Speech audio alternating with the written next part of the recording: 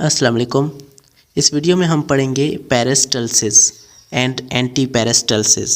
दो प्रोसेस हमारे पास हो रहे होते हैं डाइजेशन के अंदर। जब हम खाने को इंटर करते हैं, स्वेलोइंग का प्रोसेस जब हो जाता है, उसके बाद खाना जैसे ही हमारी गट के अंदर जाता है, जहाँ से भी जो है वो खाना गुजर रहा होता है, तो वहाँ पर कुछ मूवमेंट्स होती हैं और जिनको हम पेरिस्टल्सिस और एंटी पेरिस्टल्सिस कहते हैं।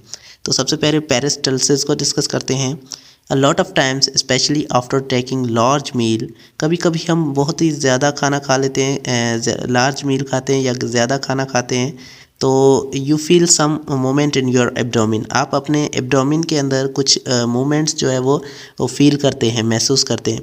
कैसे महसूस करते हैं? जैसे कि कभी कभी हमारे पास जो है हमारे एसोफेगस के अंदर थोड़ी सी मूवमेंट हमें दिखाई दे रही होती है। वो क्या होता है एक्चुअली, वो बोलस जो है, हमारा खाना जो है वो अंदर जा रहा होता है, मूवमेंट उसकी हो रही होती है, तो ये कहलाता है पेरिस्टल्सिस। This is actually a wave-like involuntary rhythmic movement of contraction and relaxation of your gut muscle। ये असल में क्या है? ये एक involuntary process है और इसमें क्या होता है, हमारी जो भी गट की मसल्स हैं वो कॉन्ट्रैक्ट और रिलैक्स हो रही होती हैं, जिससे हमारी जो है खाना मूवमेंट होती है और उससे खाना जो है वो आराम से मूव कर रहा होता है। तो ये प्रोसेस कहलाता है पेरिस्टल्सिस ऑफ योर गट मसल। हमारी गट के अंदर जो भी मसल्स पाए जाते हैं वो कॉन्ट्रैक्ट या फिर रिलैक्स हो रहे होते हैं। Which propel the food forward inside the gut, जो क्या करते हैं, खाने को जो है वो अंदर की तरफ धकेल रहे होते हैं और उसकी वजह से जो है वो खाना अंदर जाता है। तो यहाँ पर आप देख सकते हैं कि ये जो है यहाँ पर मसल्स जो है वो खाने को अंदर धकेल रही हैं।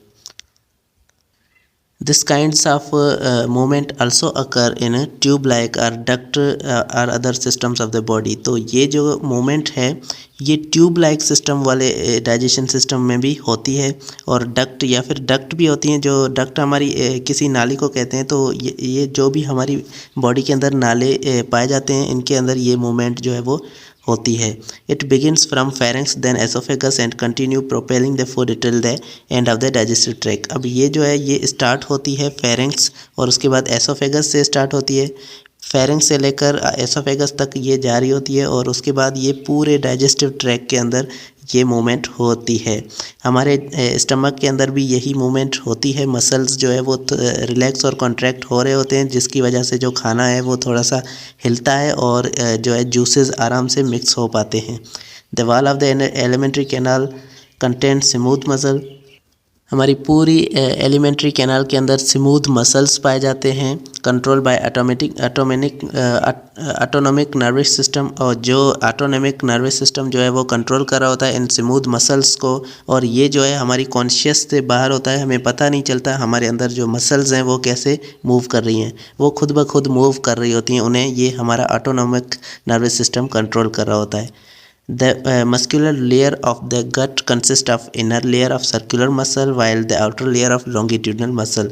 हमारी जो मस्कुलर लेयर्स हैं, हमारे जो भी मसल्स के अंदर मस्कुलर लेयर जो पाई जाती है, उनके अंदर दो तरह के लेयर्स होती हैं। इनर लेयर जो होती है वो सर्कुलर मसल्स होते हैं और बाहर की आउटर लेयर जो होती है वो लॉन्गिट्यूडनल मसल्स पाए जाते हैं। The usual stimulus for peristalsis is distension of the gut wall due to bolus।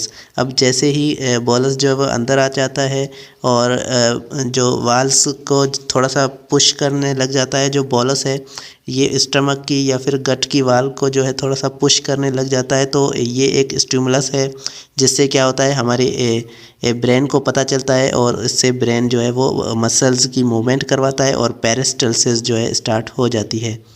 तो ब्रेन को इसी वजह से पता चल पाता है कि जैसे ही खाना अंदर आता है तो खाना जो है वो थोड़ा सा प्रेशर एग्जिट करता है उन वाल्स पर, और वाल जो है वो स्टिमुलस एक देती हैं ब्रेन को और उससे जो है वो मूवमेंट होती है। The distension is due to relaxation of circular and contraction of longitudinal muscle. अब ये जो डिस्टेंशन है, ये जो धक्का हुआ है, ये किसकी वजह से होता है?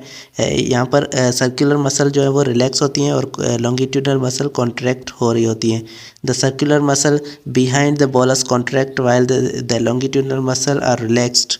यहाँ पर क्या होता है, जब लॉन्गिट्यूडनल मसल जो है वो रिलैक्स होती हैं तो सर्कुलर मसल जो है वो कॉन्ट्रैक्ट हो जाती हैं। जब सर्कुलर मसल कॉन्ट्रैक्ट होती हैं तो लॉन्गिट्यूडनल मसल रिलैक्स हो जाती हैं। तो इसी वजह से जो है एक किस्म की प्रोपल्सिव फोर्स जो है, एक किस्म की धकेलने वाली जो है फोर्स क्रिएट हो जाती है बोलस पर, और बोलस जो है वो अंदर की तरफ धकेला जाता है। इस पिक्चर में आप देख सकते हैं कि यहाँ पर आपको ये दिखाया जा रहा है कि ये जो है हमारे पास यहाँ पर एक बोलस है, और ये जो हमारा जो सिस्टम लगा हुआ है, जो पिक्चर्स हैं ये एसोफेगस की पिक्चर्स हैं। और एसोफेगस के अंदर जैसे ही बोलस जो है वो खाना इंटर होता है तो यहाँ पर वाल्व्स जो है यहाँ पर प्रेशर एग्जिट कर रही हैं, और एक यहाँ पर जो मसल्स हैं, एक किस्म के दो तरह के मसल्स हैं, सर्कुलर मसल और लॉन्गिट्यूडनल मसल। अगर सर्कुलर मसल यहाँ पर कॉन्ट्रैक्ट होंगे तो लॉन्गिट्यूडनल मसल रिलैक्स हो जाएंगे, और इसकी वजह से यहाँ पर एक फ़ोर्स क्रिएट होगी, और वो फोर्स प्रोपेल करेगी, इसको धकेलेगी खाने को अंदर की तरफ, और इस वजह से जो है वो खाना अंदर जा रहा होता है। तो ये मसल्स की मूवमेंट है, और इस मूवमेंट को कहते हैं पेरिस्टल्सिस। उसके बाद है एंटी पेरिस्टल्सिस।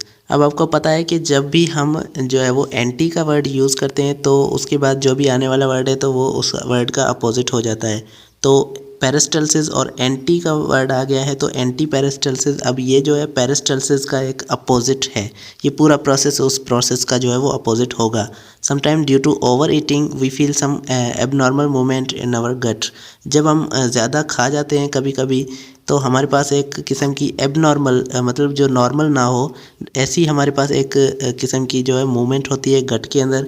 गट के अंदर कुछ अजीब अजीब जो है मूवमेंट हो जाती है, और वो जो है हमें जो है उल्टियाँ आने लगती है, या फिर ऐसा महसूस होता है कि उल्टियाँ आने वाली है। तो इस प्रोसेस को कहते हैं नौजिया। ऐसे जो सिचुएशन है उसे नौजिया कहते हैं।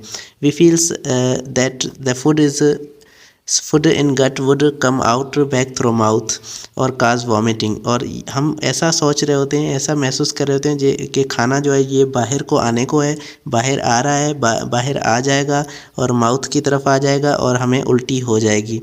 तो ऐसी फीलिंग जो होती है ये नौजिया कहलाती है। It could be due to over eating. ये जो है ये ओवर डिस्टेंशन और एक्सेसिव गट इरिटेशन की वजह से भी हो सकता है।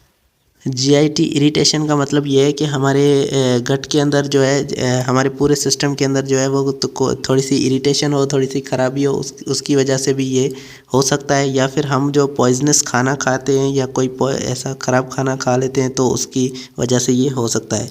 या फिर हमारे खाने के अंदर कोई टॉक्सिक केमिकल्स हैं, तो ये सारे जो है इसके एग्जांपल्स हैं कि इस वजह से जो है हमें एंटी पेरिस्टल्सिस हो जाता है। अब ये एंटी पेरिस्टल्सिस कोई बीमारी नहीं है, बल्कि ये क्या है, ये अपोजिट मूवमेंट है। जैसे पेरिस्टल्सिस में एक किस्म की मूवमेंट होती थी कि खाने को जो है वो अंदर नीचे धकेला जाता था, अब ये एक अपोजिट मूवमेंट है। इसमें क्या होगा, खाने को जो है वो ऊपर धकेला जाएगा। एक किस्म की प्रोपल्सिव फोर्स होगी जो खाने को स्टमक से निकाल कर बाहर ऊपर की तरफ ले जाएगी। It's reverse involuntary movement of smooth muscles. ये क्या है, रिवर्स है और इनवॉलेंट्री मूवमेंट है, ये हम कंट्रोल नहीं कर सकते, ये खुद ब खुद हो रही होती है। और स्मूथ मसल्स जो है इसमें मूवमेंट कर रहे होते हैं। अनलाइक ये जो है पेरिस्टल्सिस की नहीं है, तरह नहीं है, बल्कि उससे अपोजिट है।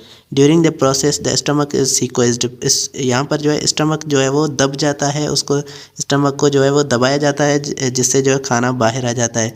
The gastropharyngeal sphincter is relaxed. यहाँ पर जो है फेरेंजियल स्फिंक्टर जो है हमारे फेरेंक्स के, यहाँ पर फेरेंक्स की जगह पर एक स्फिंक्टर लगा होता है, मतलब एक वाल लगा होता है जहाँ से जो है वो खाना आकर वो खाना जैसे ही अंदर आ जाएगा तो वो वाल जो है वो बंद हो जाता है, तो वो जो है रिलैक्स हो जाता है, खुल जाता है। उसके बाद जो है खाना बाहर आ जाता है। Which causes the content of stomach move outward. जिसकी वजह से हमारे स्टमक के अंदर जो भी खाना वगैरह है वो बाहर आ जाता है through the oesophagus and cause vomiting. और उसके बाद वोमिटिंग कहते हैं उल्टी को, तो उल्टी की वजह से, उल्टी की मदद से वो जो है खाना बाहर आ जाता है और इस प्रोसेस को है जो है वो उल्टी कहते हैं। तो ये उल्टी क्या है, ये एक वोमिटिंग है, बीमारी है। कभी कभी स्टूडेंट्स ये सोच लेते हैं कि वॉमिटिंग जो है वो एंटी पेरिस्टल्सिस है। वॉमिटिंग उल्टी करना ये एंटी पेरिस्टल्सिस नहीं है। एंटी पेरिस्टल्सिस क्या है? ये एक मूवमेंट है जो पेरिस्टल्सिस के अपोजिट है और जिसकी वजह से जो है वो खाना बाहर आता है। तो उम्मीद है आपको ये आज का लेक्चर अच्छे से समझ में आ चुका होगा। कोई क्वेश्चन हो तो कमेंट में आप पूछ सकते हैं। Thank you so much for watching. अल्लाह हाफिज़।